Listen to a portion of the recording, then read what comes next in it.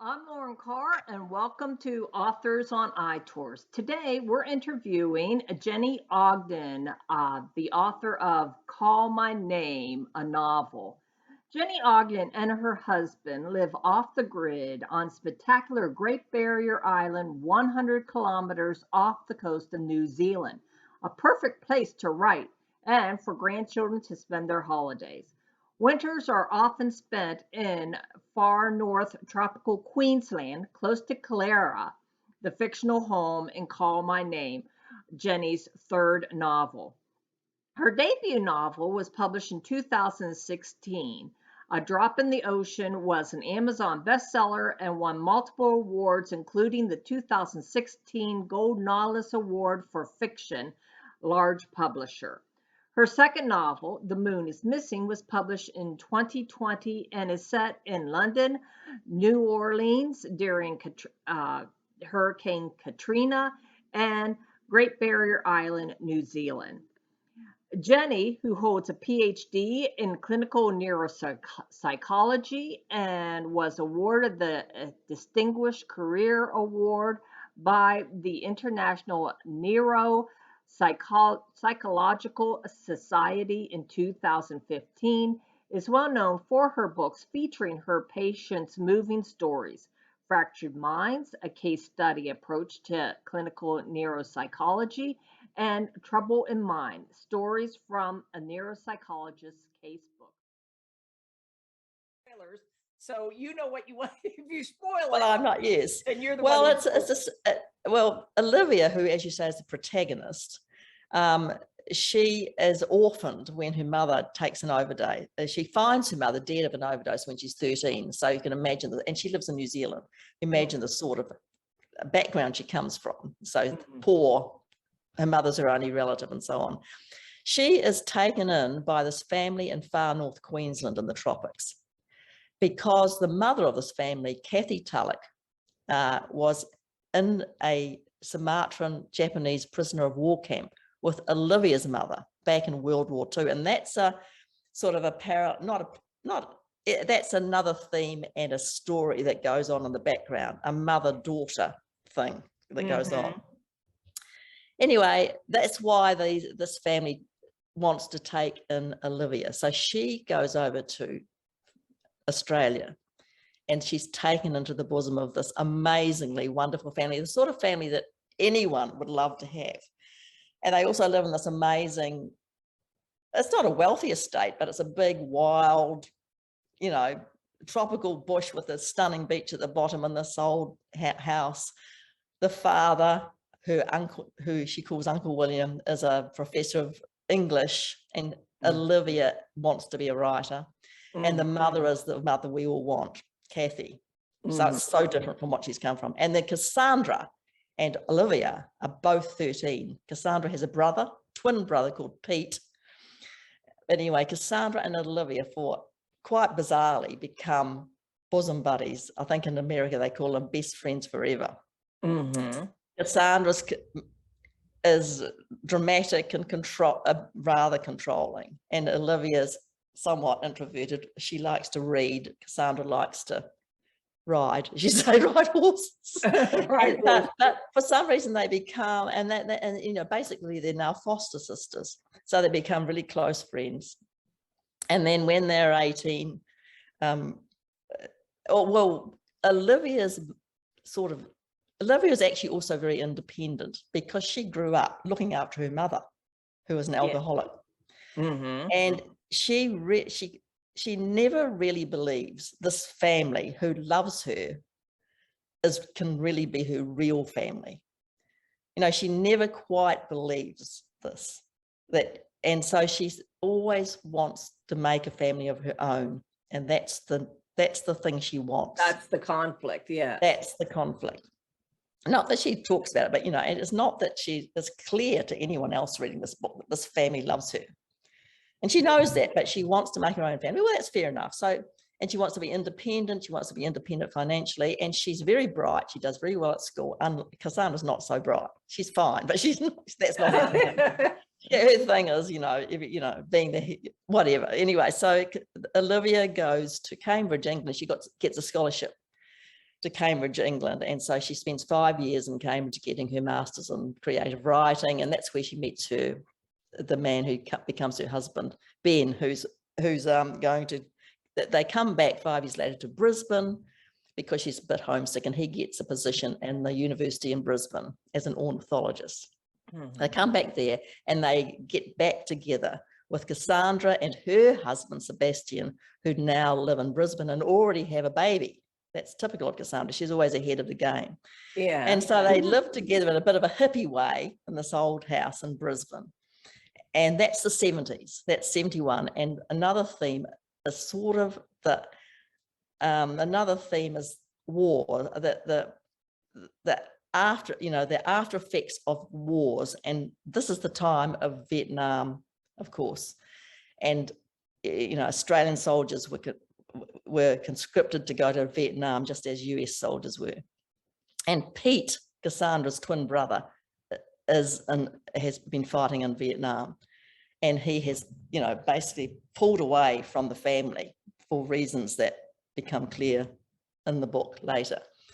And so the audio sample that, you can listen to on Amazon, it's on your tour on the page. iPod. Yes, that is a bit taken when Olivia and Ben return from England to Brisbane and first meet up again with Cassandra and meet her husband Sebastian.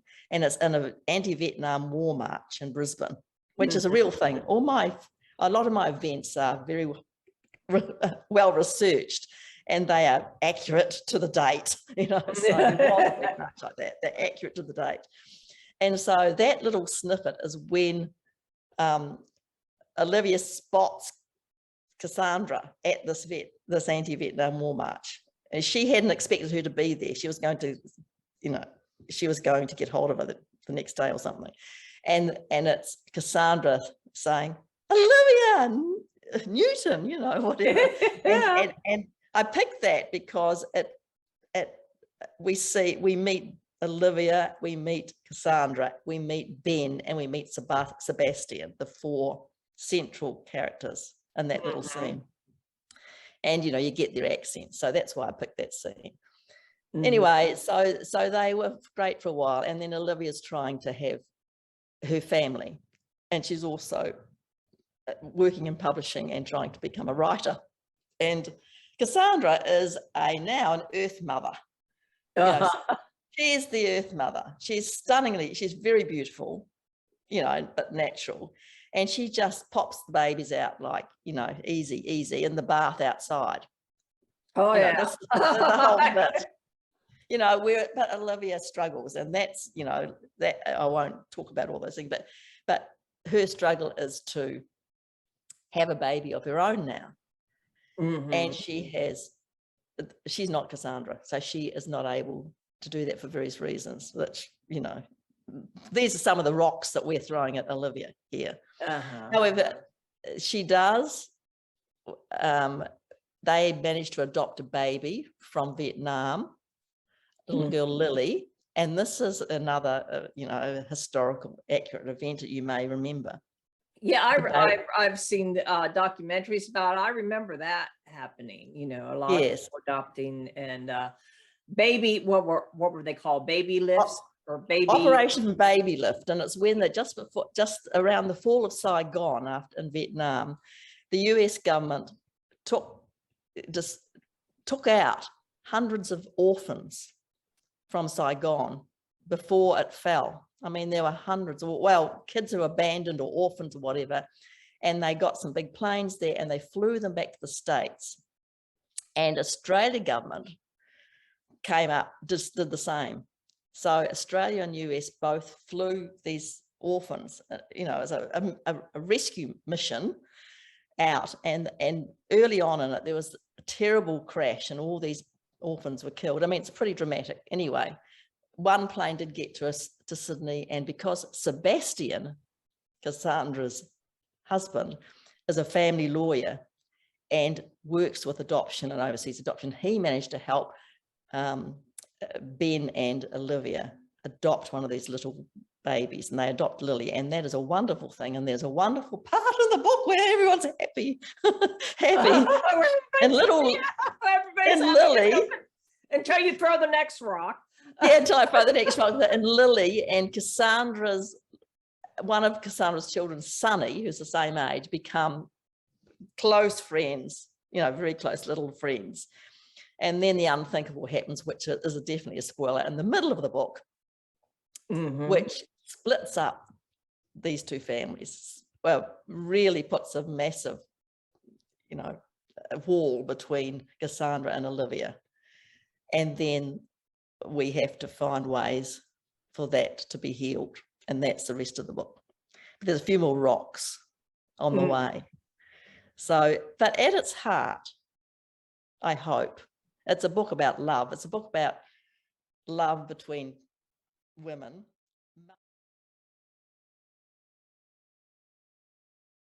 Okay, well, it's Call My Name is, well, the title comes from You've Got a Friend, Carole King and James Taylor's song of the 1971. and I sort of feel that the main part of this book is set around in the 1970s, although in fact it covers over 3 decades. So it's a bit of a family saga. But, a lot of the beginning of the real book starts in the 70s, the hippie era in Australia. Australia was a bit later than the States in the hippie era. And that song, which of course won all sorts of awards, Grammys and things, You've Got a Friend, is known to probably everybody of, I presume you in my age. Yeah, I remember the song. Yes, well, most people people do, and of course it's a very famous song. And that's what I wanted to write a book about: friendship, real, long-lasting friendship, not just between the 2 main women characters in my book, Olivia and Cassandra, as we've mentioned, and I'll talk a bit more about them later, but also about them and their marriages, and the 2 couples were friends. And I always had this feel that this wasn't going to be a book about relationships split up. It was going to be a book about, staying together through thick and thin.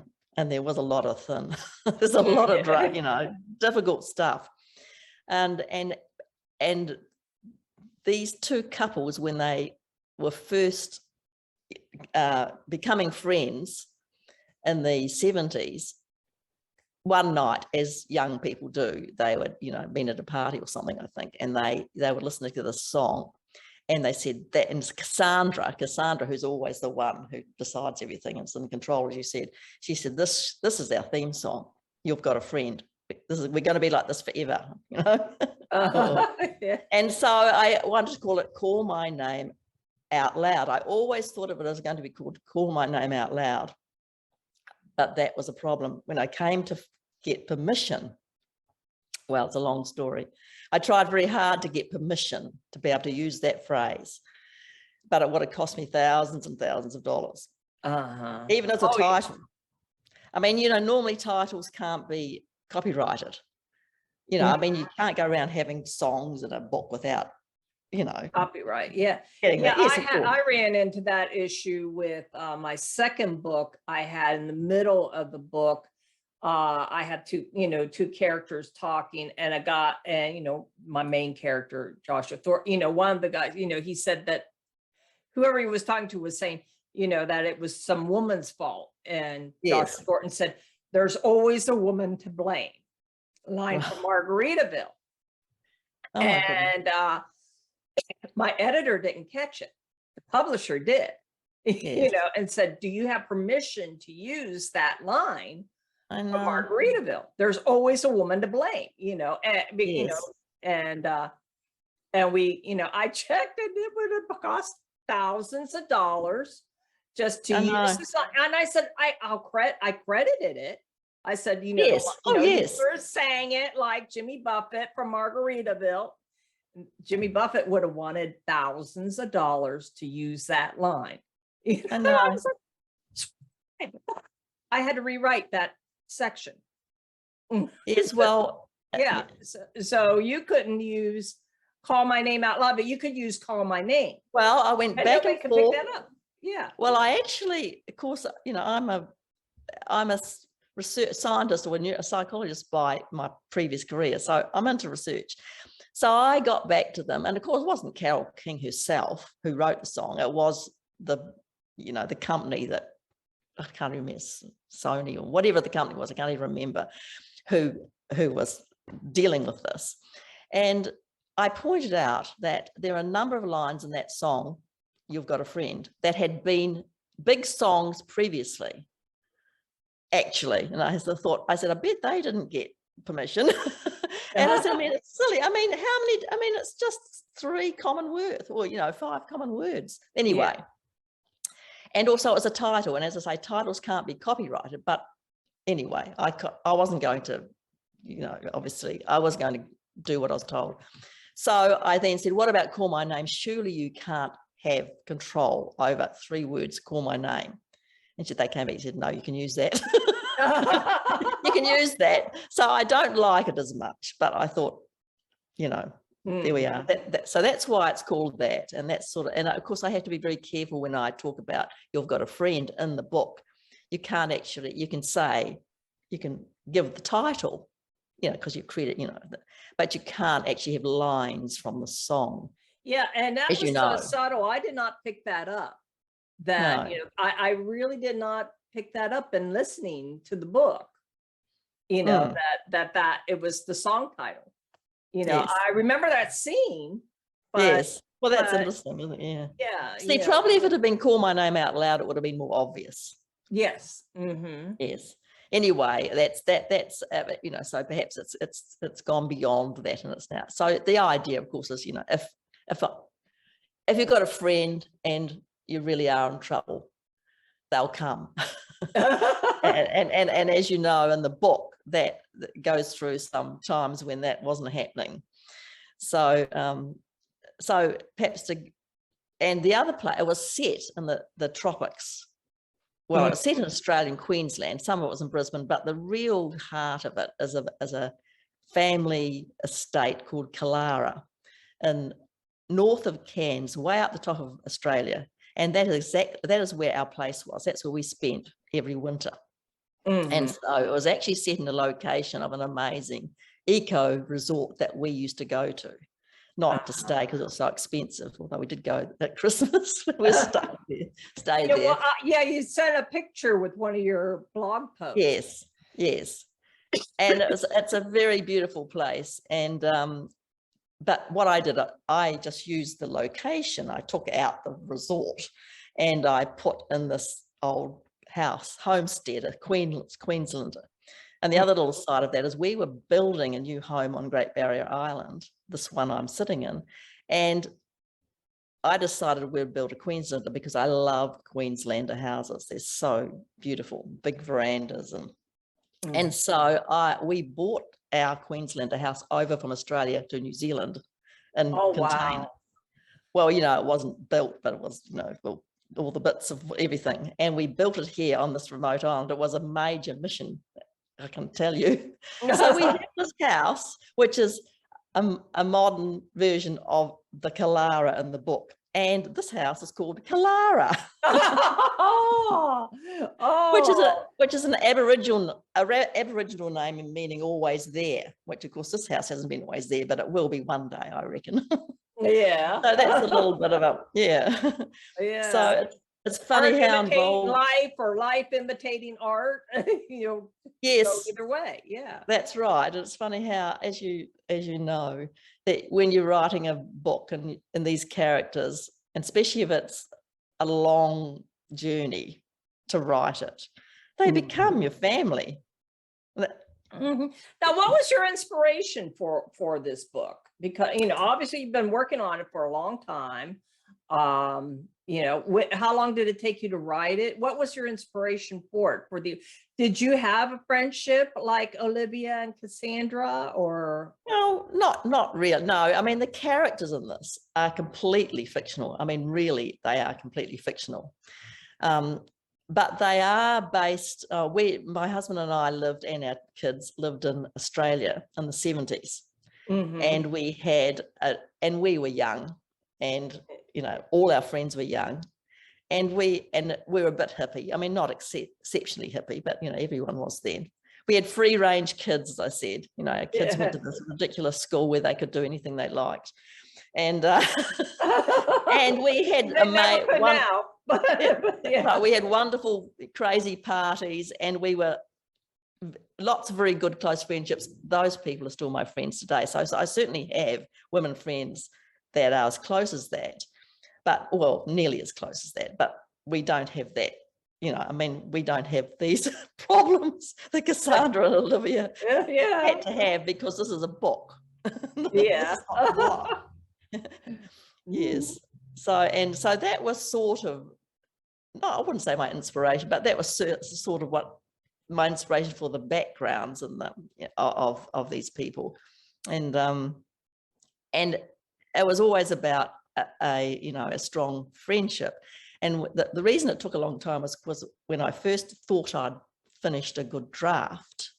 And in fact, actually, I do now remember the inspiration was my favorite book, my favorite novel of all time, which is an American book by Wallace Stegner, who's dead now, of course, Pulitzer Prize winning writer. And this book's called Crossing to Safety. And it's my favorite novel. And it's about a friendship between two couples, academic couples, actually, which these sort of are. And if, you know, where there was a power difference, and one couple was poor and the other was wealthy, and so on and so forth. And that is what that was what inspired me. So I write this book like that, and I send it off to my editor, independent. She's amazing, and she comes back with this amazing, as she always does, assessment of my manuscript. 5 pages. And loved every part about it, except she said, there's no story. I mean, I've written 2 other books. I know about, well, you know, that's my hardest thing. You know, characters are my thing, and background, evocative locations. You know, Drop in the Ocean got all its awards because of its evocative locations, I think. And, you know, so she said, modern readers know what a story is, and you know, there has to be some dramatic thing happen. She said, Jenny, the trouble with you is that you're too nice. She said, novelists have to be nasty people. She said, I've heard that before. Yeah, you have to take your character, put them up in a tree, and throw rocks at them. Is what that's exactly what she said. You have got to throw rocks at it. She said, you have got these wonderful characters, Olivia and Cassandra, and they were the same. They didn't change. My characters remained the same. The locations remained the same. But she said, you fix things too fast. You can't bear for your characters to have these terrible things happen. So when the terrible things happen, you fix them too fast. So she said, you've got to do what you say. You've got to throw rocks at your protagonist, and then you've just got to throw more and more, so it gets worse and worse until the end. So I think I might have overdone it. So now they do quite a lot. You put them through a lot. I did, you know, and it's interesting to read some of the publication reviews through the NetGalley, you know, and they are pretty good on the whole. You know, it's getting an average rating of over 4 anyway, and most of them are 4s and 5s. So, but you know, they all say it's well written, and the characters, they love the characters and the writing, But there's some of them, it's much more variable than my other books. Like A Drop in the Ocean, everyone seemed to love it because it's hard not to, you know, it's a gentle book, although it has some big issues in it. But this one, of course, some people said it's too depressing. Well, one person, I have to admit, too depressing. And the issues are confronting. There's some big confronting issues in it, of course, for some readers. I can't imagine going 30 years without something bad happening. Yeah. You know, and they, you know, especially this friendship, which basically they were sisters. Yes, they were foster Yeah, sisters. because you know, it's a book about mothers and daughters, because there's another part of it where Olivia has to come to terms with the fact that she was basically left by her mother, who overdosed knowing Olivia would find her. And that's a hard, tough thing to come to terms with. And she comes to terms with this through her new foster mother, Kathy, finally being able to talk to her about what actually happened in that Japanese prisoner of war camp, which still makes it difficult for Olivia, but which helps her come to terms with that. with why her mother was the way she was. Yes, that's right. And what? Now, why did you? Because you know that seemed like such an you know, the way that was sort of weaved in there.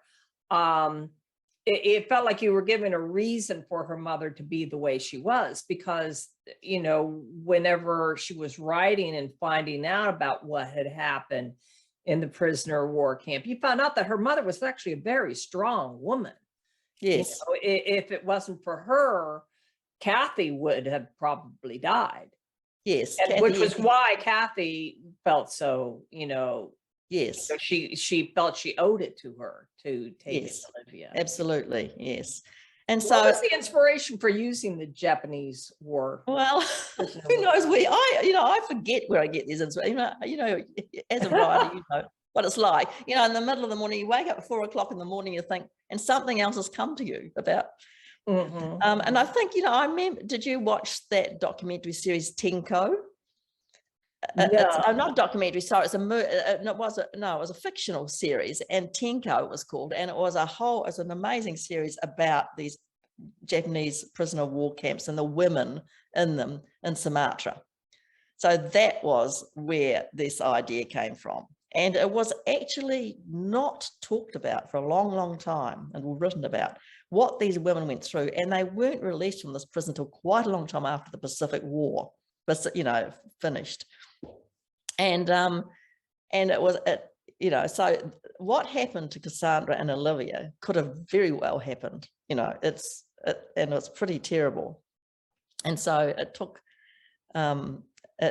Olivia some time to get her head around this. I'm not sure she did, even by the end of the book. But, you know, but that was my other thing, and I think is the mother-daughter thing. So there's a mother-daughter thing between Olivia and her biological mother, Olivia and Kathy, her foster mother, who was the exact opposite from her point of view, you know, warm and loving and so on. There's the mother-daughter thing between Olivia and her and Lily, and then there's another daughter, Grace, later in the book, and there's also a very, I hope, tense court case around that. So there's a lot of stuff. Because you got all these rocks. You decide, oh, I'm going to go out and get a bunch of rocks and throw them at Olivia. Yeah, so it's a bit of an epic. And as you know, I mean, it's, I think the audio is 12 hours, 17 minutes long. So it's not a quick beach read.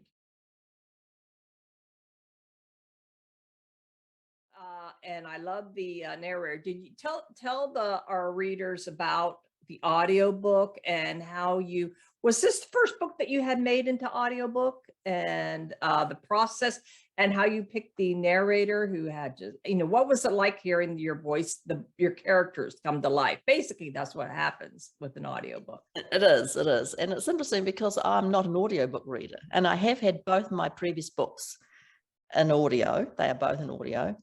And but I didn't really have anything much to do with the audio being made, because the first one was by Tantor Media, and they made it and they just sent it to me. And she was a great narrator. She was an Australian woman who lived now in LA, Kat Gould.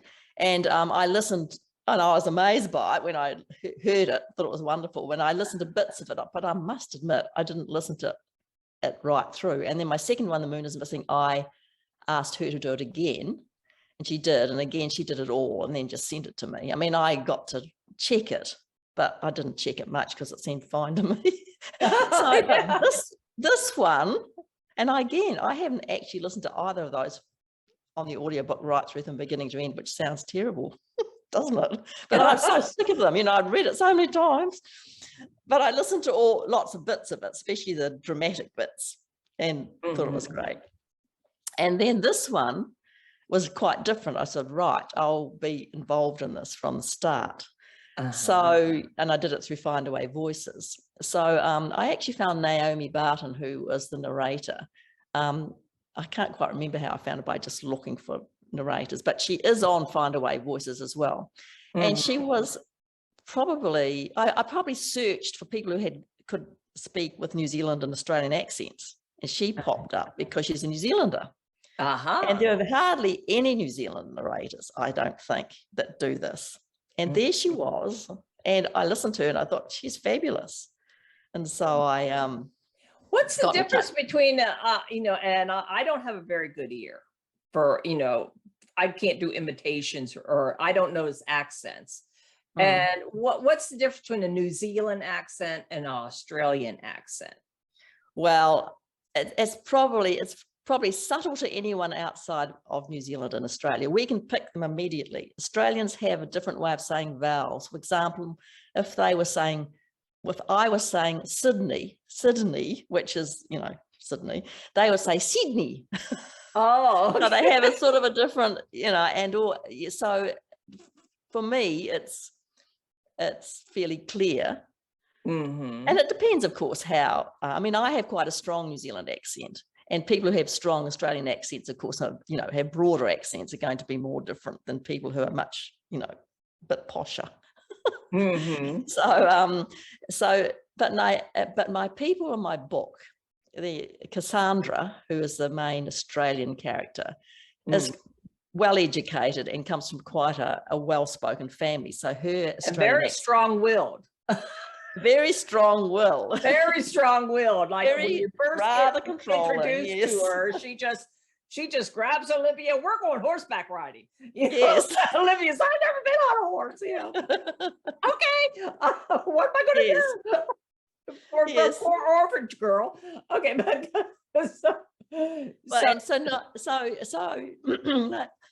excuse me, Naomi and I had a Zoom call, and we really hit it off. And she did a sample, which I gave her the dramatic scene in the middle, which I won't talk about it because it is a spoiler. You know, about two little girls, and she did a brilliant job. And in fact, my husband and I were sitting here listening to the sample, and we were both crying, both in tears. And we, you know, it's not like I don't know that book back to front. And also, I thought she was great on doing the other accents, because Cassandra's husband is quite well-spoken British, not too well-spoken, but quite well, you know, a nice British voice. And Olivia's husband, Ben, is Scottish. And so she did all of these accents, I thought, really well. And there's even an American, she does American accents pretty well too. So that was great. So then we started, and of course, the way she did it, and I wanted her to do it this way, was that I got each chapter, I mean, this is probably how everyone else does it. I got each chapter as it was done and went through it and did all the pickups, which weren't that many, but, you know, and you said if I didn't think the accent was quite right, or the tones and so on and so forth. And as you said, it was quite enlightening to hear my characters talking, speaking, and bringing them to life. And it was really fabulous, actually, a fabulous experience. I mean, quite full on, you know, listening to these chapters, because she was very efficient and good at doing them. And she was terrific. So yes, it was a very good experience. And so I have listened to Call My Name right through in detail. Well, now have you now that you've heard your books, and how would that affect your writing? I mean, did you notice anything that would, well, I want to, do this differently in the future, as far as writing? Well, I did make a few changes, not just minor changes, to some of the dialogue. When I heard it, I said, "Oh, this isn't quite right," or she'd pick it up. I mean, of course, that was a great thing, because because Naomi was like a copy editor practically. So because she was reading it, she could say, "Well, there's a typo here." I mean, there weren't many, because I'm obsessive about this. So, but I didn't. I imagine if I listen to it again now, after a little time gone by, I might think I should, that this is not quite how to do it. But I don't think I did. But then I had actually, this book was a long time in the making, because I revised it dramatically once, or possibly even twice. So I had spent a lot of time on it. And perhaps, I had the manuscript assessed and so on and so forth by my really good editor in the UK. And so perhaps that's why I didn't decide, I'll do that differently. But, I mean, you can always improve things. You can always improve books. I mean, did you think I should have changed it completely? No, I loved it. I loved it. And I thought Naomi was spot on. I mean, I could actually visualize Olivia, because the book is told from Olivia's point of view. Yes, through the, I mean, it's written in the first person.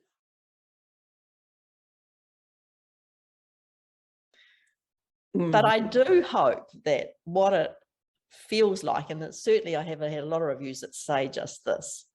In fact, I wrote down my favorite review from NetGalley.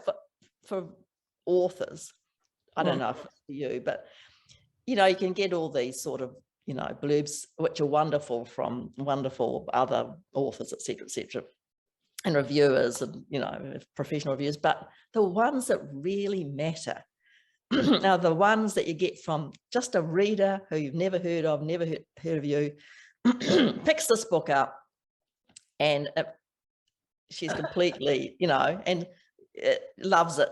And this young, I don't know, she's young, this woman, and she's from Ireland, as it happens.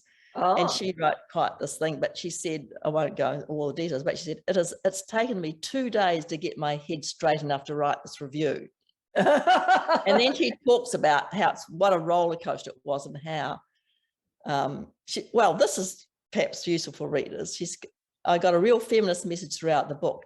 The book covers this is the rocks: war, abortion, adoption, surrogacy, addiction, depression, and terminal illness, and euthanasia. Anyway, she said, I fell in love with these brilliantly written characters and sobbed for a good half hour at the end. Now, doesn't that makes you think it's worth all the work if it can, resonate? Yeah, that does. Yeah, the people actually get what you're writing about. Yes. If you enjoyed this interview, then do be sure to give us a thumbs up and hit subscribe to receive notifications for future author interviews. Until next time, happy reading from Authors on iTours.